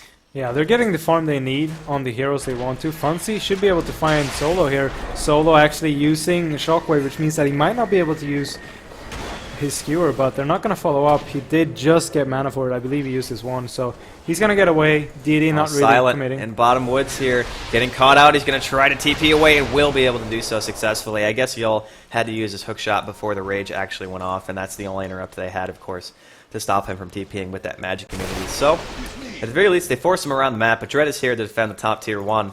And Rock's Kiss movement just seems very, very solid all around today. Yeah, Sox just managed to finish off his Boots of Travel, which is really nice for an offline Tinker. Around 13-12 minutes, Boots of Travel is nothing bad by any means. He did have the Ancient Stacks, of course, which helps out a bit, but it's still very nice to have it up just because he's going to be able to be wherever his team needs him to be. At 13 minutes in, closer to 14 actually, here in game number 1 of the day. Remember guys, this is day number 6 of the TI Western Qualifiers, and it's Rock's Kiss versus DD here in the upper bracket of the playoffs. The loser of this team will go on to play Mouse a little bit later today. But this match for me is probably, of course the elimination match is always going to be important, but this is going to decide who really maintains control, because Rock's Kiss, it's been an uphill battle, but hold on, Dread going to be taking quite a bit of damage here, but not going to be going down. And Goblak manages to secure himself with double damage in bottom lane. His top, they're also trying to go onto Bucking Mad, who looks like he will end up going down. Eventually he manages to get the Nightmare off, and it's actually going to be a double kill coming out from Solo. And Silent dies again along with Sakshka. 3 members of DD down all over the map. Rock's Kiss just with the better movement, finding the openings. Rock's Kiss, or Solo, finishing off his Blink Dagger there as well. It was actually quite a weird engagement because Solo managed to go in, get a double RP out, and in the last second, Silent jumped into Bucking Mad, and then Bucking Mad get caught by hookshot, and with that shockwave, he managed to kill off both Bucking Mad as well as the Lifestealer. So a tier 1 tower going their way as well. They got 3 kills out of that, and this game is looking more and more in favor of Roxas. BZZ picks himself up another tower last hit. You can see the spike in the Golden Experience. DD for a while, the passivity was favoring them. You can see by around before the 10-minute mark, the laning phase was going well for them. They were getting the farm on the heroes that they needed. They knew middle lane was going well until the first gank started rolling around. But ever since that point, Rock's Kiss, they find a couple of kills, they manage to get OD off the map for some time, even with that incredibly fast mech. It doesn't matter if you have a mech if you die before you can use it, and that's pretty much been the case so far if you're PD. So they're going to have to try to make their way back into this game. Still a lot of Dota to be played here in Game 1, but it's still a rough situation when you have Silent, who he's farming well, but he already has too many deaths, in my opinion, for such an early game phase. It's going to be hard for him to be able to get in as well, with the hookshot up, as well as the Blink Dagger now on the mag. The Blink Dagger, with the way that Roxkiss or DD were playing, was supposed to come around 20-minute mark, but then Roxkiss making some great rotations, helping Solo getting that Blink Dagger up, and now Blink Dagger of course is up, and Silent will have a hard time to do the damage he needs to do in these fights. I'm really, really pleased with how Roxkiss are performing today, and I think everybody knew they had this potential. They had the ability to just bring the A game, and their movement so far just immaculate. So they got a 3-kill lead. BZZ still farming quite well. Important to note, though, that for DD, they still have 3 of the highest 5 top farmers. Of course, Sakshka and Dread are going to be tied in terms of 59 CS apiece, and the tower lead definitely going in the favor of Roxkiss. So the net worths are going to be a bit skewed. But it's not as if DD are just completely losing out here. It's just that they have to find their foothold, maybe try to take it to a little bit of a later game stage, abuse that Tinker in the late game is incredibly obnoxious. You're going to have a Lifestealer, you're going to have an Outworld Devourer, you're going to have Shallow Grave, which even in the late game has high impact, and try to go from there. As long as you can get heroes to tank up in front of the Tinker, and the Tinker can get 2 or 3 marches out in every fight, as well as the rocket spam in between, maybe even if he wants to go for something like a Dagon this game to just burst down the Rubik, then DD is going to look really good, but they really have to play it safe, go for split push, and make sure that Roxkiss can take 5-on-5 engagement at this point, just because if they take a 5-on-5 engagement, Roxkiss are going to be stronger. Looks like they're trying to push a tier 1 top here for the moment. 1,600 extra gold there on that OD. See what his next item choice is going to be. And BZZ is incredibly close to a BKB, and oh man, invisibility when he's going to walk past the sentry though. You can see the pings out already from Sakshka. He's like, yeah, there's a wild Magnus here. We don't want to get RP'd. But it looks like BZZ is trying to force it a little bit. March spam coming out from Sakshka just to try to prevent any initiation coming out from the side of Roxkiss. And it looks like it's going to be successful for the moment. I just kind of get this feeling that DD aren't going to be given any free map control here. Like, there's no reason for Roxkiss to give away towers when you have a Nature's Prophet, when you have a hero like Clockwork who has amazing mobility. So, for me, it's like DD, they don't really have much of a choice other than to defend their own towers for a while and sit on their side of the map until, like you said, they tank up. They just have to farm as much as possible because, like I pointed out, Roxkiss wants to take 5-on-5 engagement. They know they're stronger. The only thing that they're lacking is a mechanism. But if they can burst down Fancy fast enough, that mech out of DD is not really going to do anything. So if they 5-man defend pretty much every tower, that means that DD is going to be forced to take a team fight, unless of course they do what you want them to do, just sit behind the towers, defend and try and farm up as much as possible, which will most likely be the better choice for them. We can see Sakshi is starting to split push as hard as he can right now, and he's going for the Force Staff. Some tankers like going for Blink, some people like going for Force Staff. I think Force Staff is the better choice just because they're against the Clockwork and the Nature's Prophet, even being able to throw out the Sprout, or even getting RP'd, you know. Potentially you can Force Staff one of your teammates out of a bad position. And Sakshi, he's gone the full March and Rocket build, not even putting a single point into Laser. And I can't say that I blame him, given the fact that his laning phase consisted of him basically being abandoned by Bucking Mad because he went top to get the first blood on Dread, and then everything else has been him farming Ancients. So he's going for efficiency here. Bucking Mad sitting behind, trying to maybe apply some pressure to the tier 1. And Silence now made his way down here too. So DD maybe not playing as passive as we thought they were going to. No, they're really trying to split push down here. Silent farming in the aggressive jungle. He's finished off his armlet, picked up a bracer as well, which means that he's most likely going to try and get drums up. He's now going to TP up to the top lane, and there's 3 Roxkiss heroes around him, and they just didn't really see him. So getting up to top lane, going to be able to keep on farming up there. Tier 1 tower is still quite low on Rox's side, so if they don't defend this, and if Silent notices, he can probably just go for this tower really quickly, popping Armlet as well as Rage.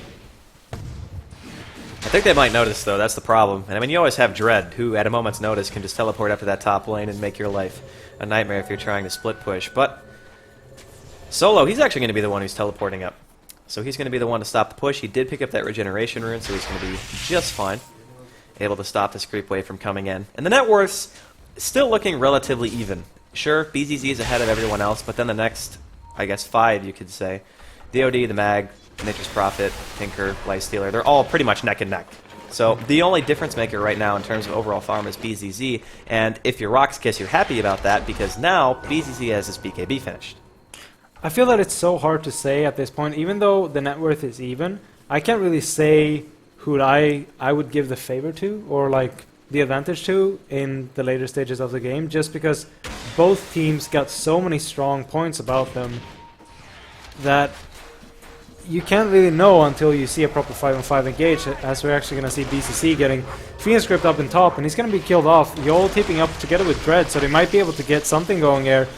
Silent, he wants to go for Dread. The Enfeeble's there, and there's going to be a rocket kill from the back. Sakshka coming in with the long-range artillery. Yol, he's going to be in trouble now. He gets the hook shot in the Silent, doesn't give him the kill, but it's going to be a double for Sakshka. He gets a second volley of rockets off. The March of the Machines were down, and this is the opening that DD were looking for. They find 3 quick kills, bucking Mad with the grip right away onto BZZ before the BKB was even popped. They secure a tower after that. Those are the kind of turnarounds that DD are looking for. That's really, really good pickups for DD, just be able to open up the map even more. Sakshka now finishing off his 4-step, like you mentioned, he was going for that, so we'll have to see what he wants to go for next. Maybe even get a blink to have the extra mobility, wouldn't be a bad choice, but could also start working his way towards a sheep stick to be able to lock down BCC before he can actually pop that BKB. I think Hex is probably the only choice he can make. Even if he wants to go for a mobility build, like Blink Ghost Scepter or something like that, a lot of tankers do that nowadays. They need control, and I feel like even with the Bane, they don't necessarily have that much. They have an Astral Prison, a Nightmare, and a Grip, and that's about all. They don't even really have a hard stun per se outside of Bane, so Gem now picked up on Dread. Or what? No, that wasn't Dread, excuse me, that was Vanscore. He's got the Gem.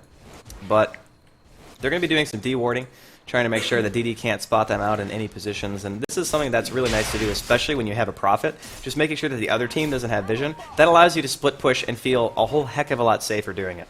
Especially if you go for a Shadow Blade as well, being able to see if they're coming in from the side or not, if we're going to see some aggressive wards, when they might want to try and commit for some split pushing, but I still feel that Roxkiss is going to try and just play it safe, farm BCC up, maybe get another item coming out instead of just a BKB.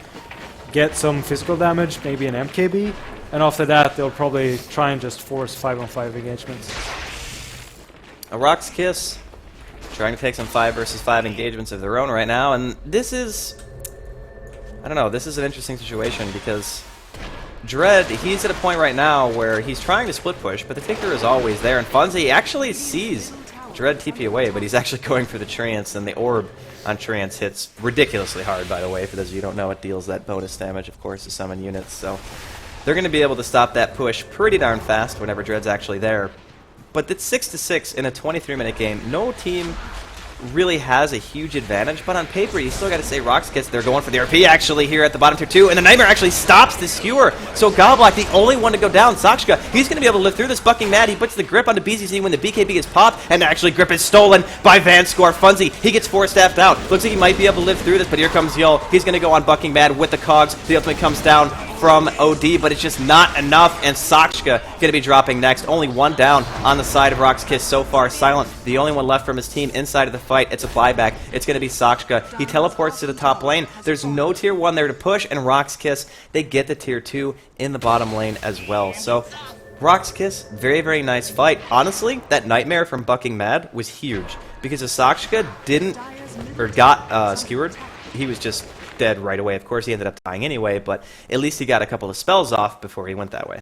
But this still shows how strong Roxkiss is in a 5-on-5 engagement. Just because they have the RP, they just hit a 2-man RP, which isn't that massive, but they still managed to kill off 4 members of the on the side of DD. Only one being alive, of course, was Silent. Sakshka both back in the end, but it's still such a big fight for Roxkiss, and this might put DD back a bit and just make them play a bit safer, since they've seen the power of Roxkiss now.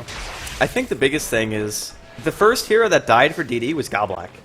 And Goblok, he needs to be able to grave the person that gets RP'd. Say, for instance, bucking Mad got skewered instead of Goblok, and then, you know, he got the Nightmare on him, so he was able to grave. Maybe Bucking Mad doesn't just die. You know what I mean? Maybe they can turn it around. Maybe there's a Brain Sap, a Nightmare, and some other spells. But Rock's Kiss, they got an Invisibility Rune. Going to be walking past a Sentry.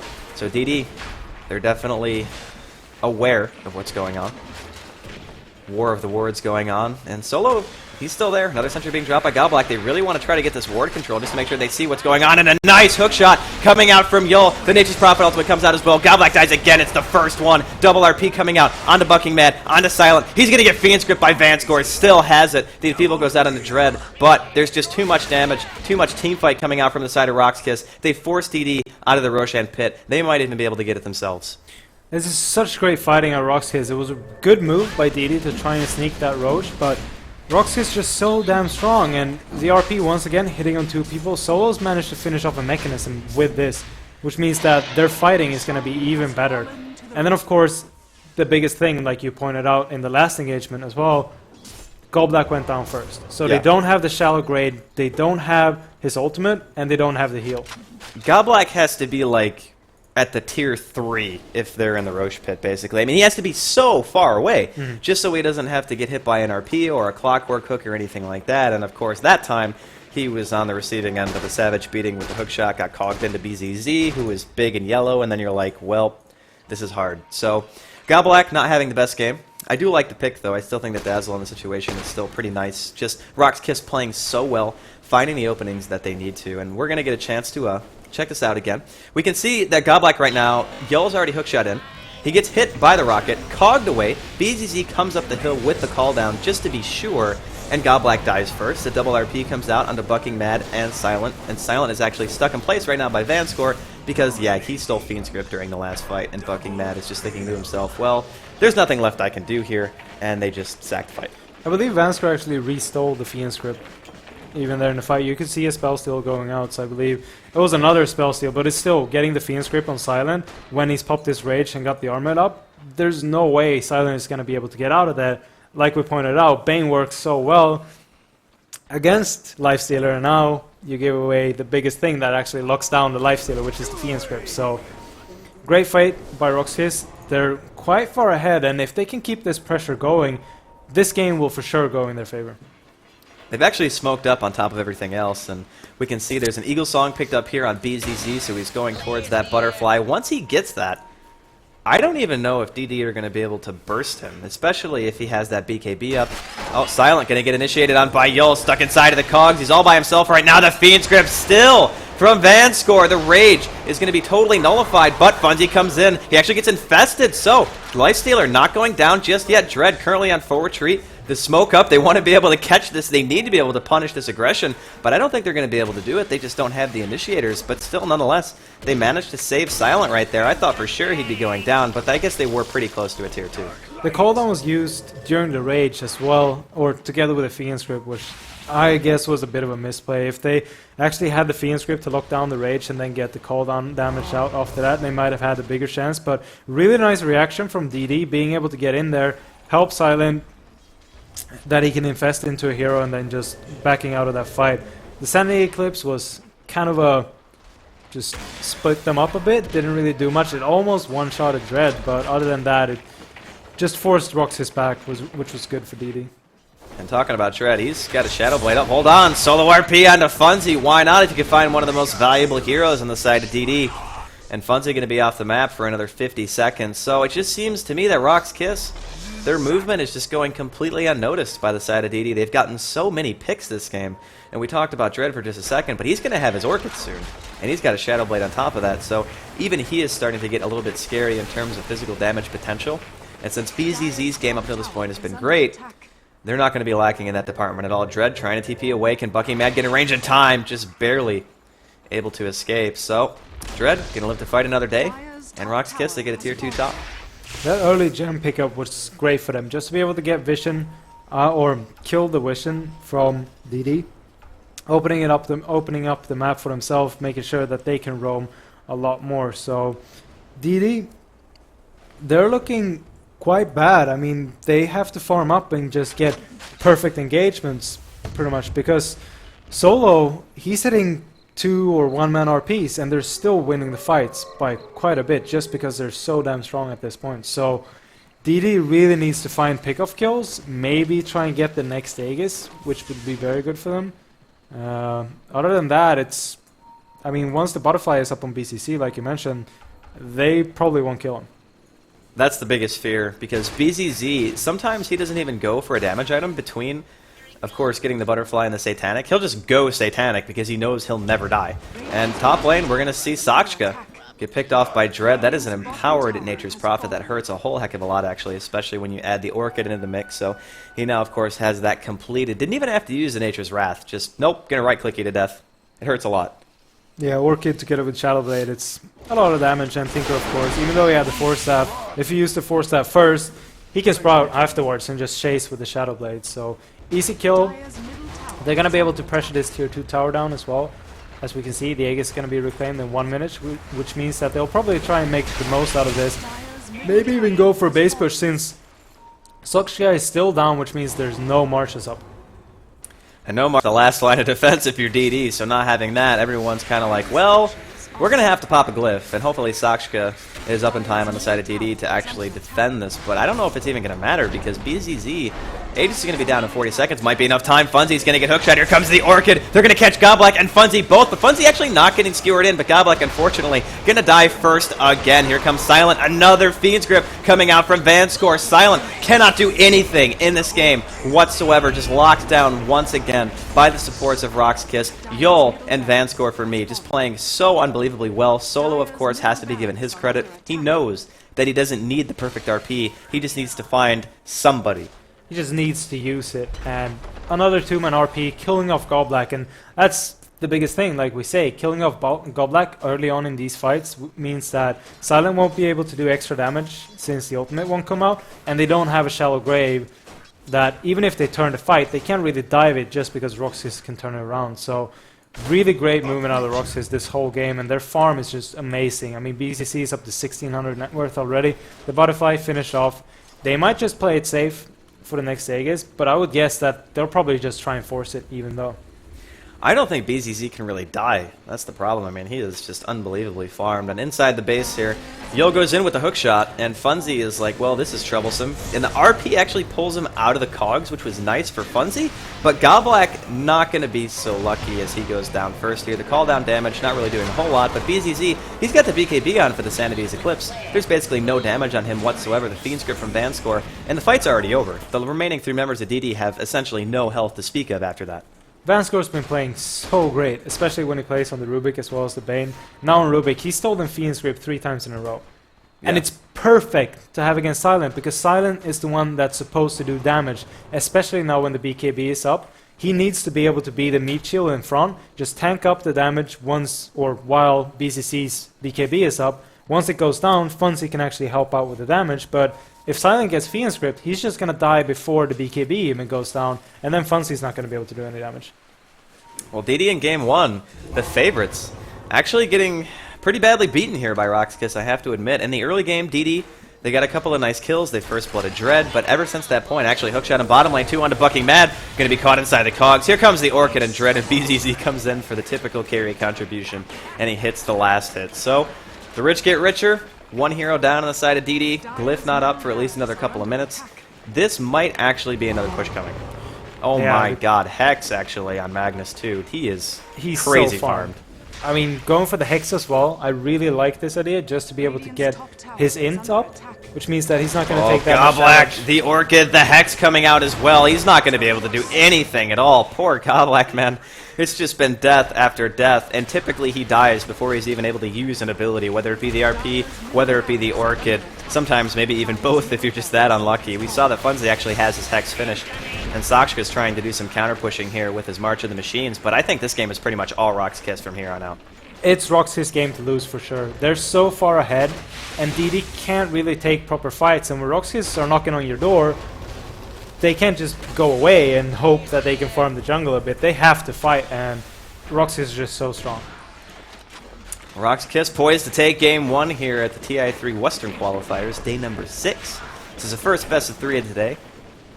And of course, we're going to have more Dota to be played after this. The loser of this is going to go on to play Mouse, actually, in that lower bracket, so be looking forward to that match. Whichever game it happens to be, whether it be Rock's Kiss or DD, you know you're going to have a really exciting best of 3 on your hands. But Rock's Kiss, of course, doing fantastically here in game number 1. DD looking to try to pick off Solo here. Unfortunately, not going to find him. And DD, the defensive game for them, it's just not been working out, especially because for a long time, Vanscore has had a gem. And I mean, this guy, he's dewarding everywhere. There's actually a Hex finished up on Dread now, too. The gem is actually gone. I maybe put it on, Clockwork instead, so Yul's actually carrying it this time. But just revoking all that map control away from DD and doing it so effectively, it gives Rock's Kiss such a dominant spot here. They can just farm everywhere. I mean, Dread can farm the aggressive jungle, make sure that DD can't catch up on farm, and then he can move into his own jungle as well. He might even be able to find Funzy here. He's got the Sheepstick, Wrath of Nature is going to go out as well. Yeah, it's a little bit too risky, though. Dread might actually end up getting picked off here. There is, of course, a Hex finished on Funzy. The Fiend's Grip from Bucking Mad, just to be totally sure they were going to get the kill, and that's when you know things really haven't been going your way. 5% HP hero, Fiend's Grip. Yeah, Soxka, really nice TP in there, though. Being able to help out, and of course Funzy, after his sheep went down, counter sheep Dread and making sure they could finish off that kill. Roche is up now. Yul might be in a bad position. He's actually in the pit. He hooks out, actually, goes for Funzy, manages to land the Cogs, but Godblack, he's actually in a much better position for the time being. Here comes the RP from Solo with the Cogs. They knock Funzy to the low ground. The Sanity's Eclipse comes off. BZZ, he's got the BKB pop. He's trying to take down Silent Astral Prism and Funzy to save himself from the flat cannon shots, but everyone else on the side of DD is slowly but surely going down. BZZ will eat the Hex and Vanscore. He might end up dropping or not. Solo walks in. He hits him with the spear. He gets the kill. It's a 4-for-1 trade in favor of Rock's Kiss, even with the Cogs actually helping, and yeah, DD, they just call it GG. They're like, yep, we can't do anything anymore. 37 minutes in, Rock's Kiss take a Game 1 victory. Vanscore, again, playing so amazing. He stole the Sanity's Eclipse there, which meant that Dread or Godblack just got instantly. Couldn't do anything.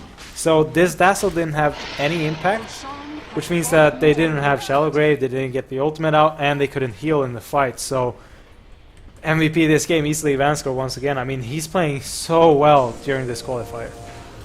I don't think we can really talk off the supports enough. I mean, I play support pretty often, not solo, of course, but when we play other games, I like to support from time to time, and typically they don't get the limelight, you know? So I think it's important that we note that people with the least amount of farm, the lowest base movement speeds, the no escapes, playing this well is actually a sight to behold. So once again, congratulations to Rock's Kiss for winning game number 1. We're going to have game 2 coming up shortly. But I think for DD, it's nice that they can draft in such a flexible style, but I feel like sometimes that can kind of backfire a bit. I mean, they went for outpicks, really, especially with the OD going up against the Mag mid. And they managed to, I'd say, outlane them quite well. I mean, you have a Lifestealer going up against the Nature's Prophet. Like we mentioned, as soon as Face Boots come up, you're going to force the Nature's Prophet out of the lane. But Dread did the best out of it by TPing into other lanes and ganking, instead of going into the jungle to farm more. He got so much farm in the long lane as well that he managed to finish off his Shadow Blade quite quickly, together with a Hand of Nidus, which means that he's not going to fall behind. So just great play from Rock's Kiss, and the rotation to help the Mag out was really big, because Mag was falling behind so much in farm. They helped him get the tier 1 tower mid, even though it got denied, put him so much closer to Arcane Boots, and then finished off Blink within 4 minutes out of that. Yeah, the rotation's phenomenal coming out of Rock's Kiss there in game number 1. And the underdogs take another game. But we're back in the studio here. Bruno, James, it was a pretty, not really close game, but it's a pretty good game. Yeah, it was interesting to see. It's kind of like, did DD's creativity in drafting end up hurting them? Because at the end of the day, Rock's Kiss, if you look at their lineup, they got exactly what they like. Yeah. A Clockwork, Nature's Prophet, Gyrocopter, Rubik. Vanscore playing the Rubik, Don't give Yolocopter, Vanscore the and Rubik. Magnus solo mid. So despite the OD versus the Magnus problem that you had at the early stages, this is what I've been saying about Solo all game. He finds farm. And when I saw he had like lots of gold, I was like, I really hope he goes for Sheepstick, because that would be great versus their lineup. Add more control and also just give you a higher mana pool in case Astral Imprisonment and also the ultimate coming out from OD, and he did. And really, DD, it felt a bit showy-offy, I have to say, on their draft. I actually still like the Dazzle pick. Honestly, I think that Godblack's positioning in the fights was like, Yeah. you are completely in the wrong spot for that hero. I love the Dazzle pick. Like, it's one of those heroes that I always say to myself, I'd like to see this played.